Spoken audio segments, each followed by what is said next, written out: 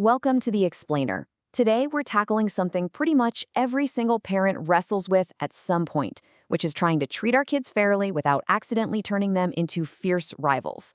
Listen, if you've ever felt like your absolute best intentions somehow sparked a massive sibling war over praise or screen time or treats, you are absolutely not alone. We've all been there.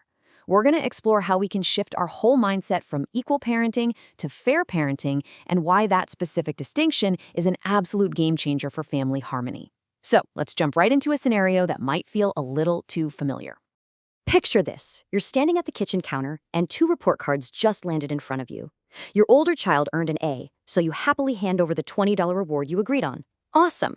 But your younger child earned a B, and that was only after weeks of intense tutoring and literally twice as much studying. Wanting to be super encouraging, you look at your younger child and say, maybe next time you can earn the same reward. Now, your intention here is purely supportive, right? You just want the rules to be clear and you're trying to motivate them. But let's look at what actually happens in the room. Okay, let's dive into this, because what we mean can be vastly different from what our kids actually hear in that moment. One child hears, "I won." The other child hears, "My work did not count." Within seconds, literally instantly, a simple school result has transformed into a family ranking. The reward isn't really about the studying anymore. It's suddenly a scoreboard for who is smarter or more successful or, frankly, more important in the house. And we do this with chores, sports, allowances too, mostly because we think one flat rule across the board is going to prevent arguments. But that brings up a really fascinating question. Why does trying to be fair sometimes cause the absolute most sibling rivalry? Well, the core mistake happens when we accidentally turn one child into a measuring stick for another. Sure, it might add a quick burst of urgency in the moment, like maybe a kid cleans their room way faster just to avoid losing to their brother, but the hidden cost is heavy. The kids completely lose sight of the actual goal. They stop asking themselves, hey, did I learn something or contribute? And they start asking, did I beat them? Their underlying sense of value feels measured directly against their sibling. So the crucial point is untangling a huge misconception we have about two everyday words, equal and fair. Equal means everyone receives the exact same thing. Boom, done. Fair, on the other hand, means each person receives what fits their agreed goal, age, responsibility, and need.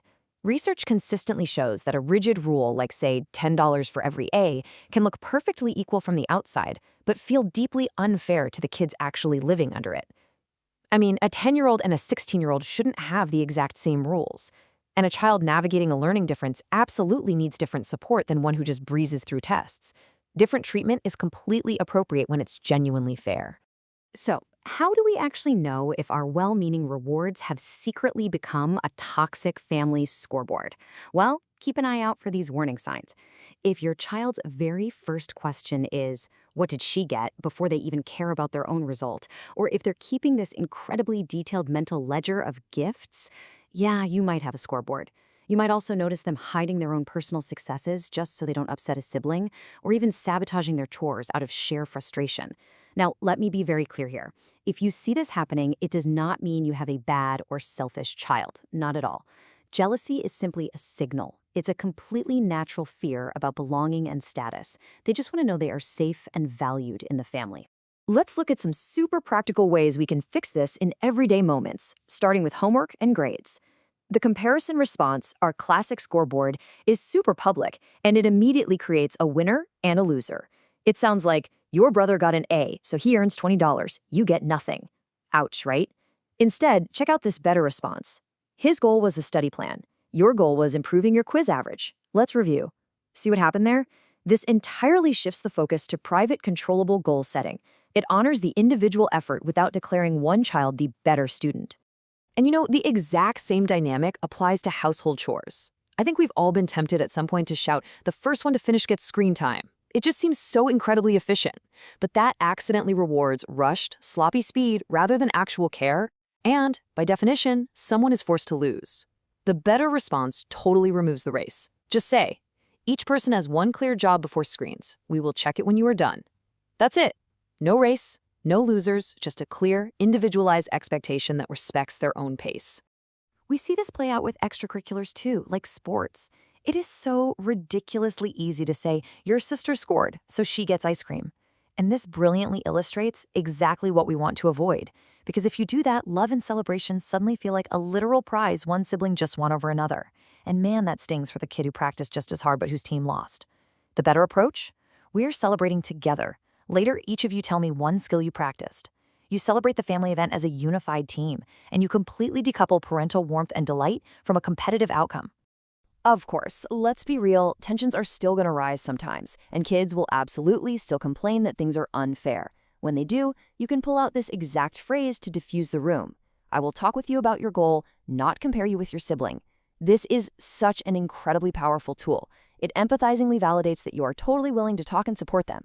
But it sets a firm, non-negotiable boundary that you aren't going to evaluate their brother or sister just to make them feel better. You are keeping the focus squarely on their own personal growth. Here's another fantastic script for your parenting toolkit. When a kid presses you on why their sibling gets a different allowance or a later bedtime, we so often default to that classic, "because I said so."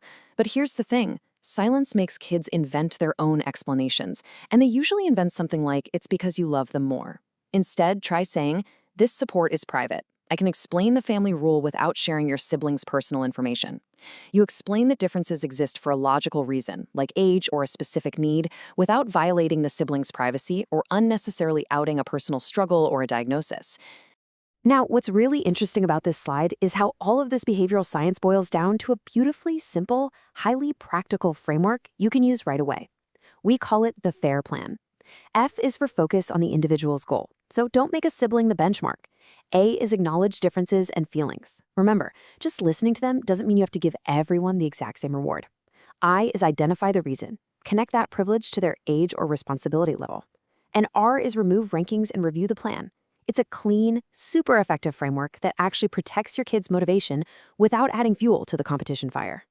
Let's move to and see how this builds into real-world practice.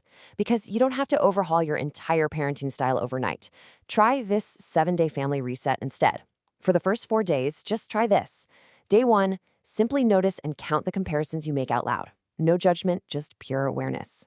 Day 2, try to replace just one comparison with a simple description of your child's action.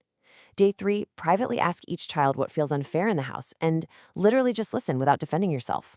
Day 4, write out observable individual goals for each child. It's all about tiny, gradual, intentional shifts. Wrapping up the reset, Day 5 is when you tackle the big stuff. Remove one public contest that always has the exact same winner.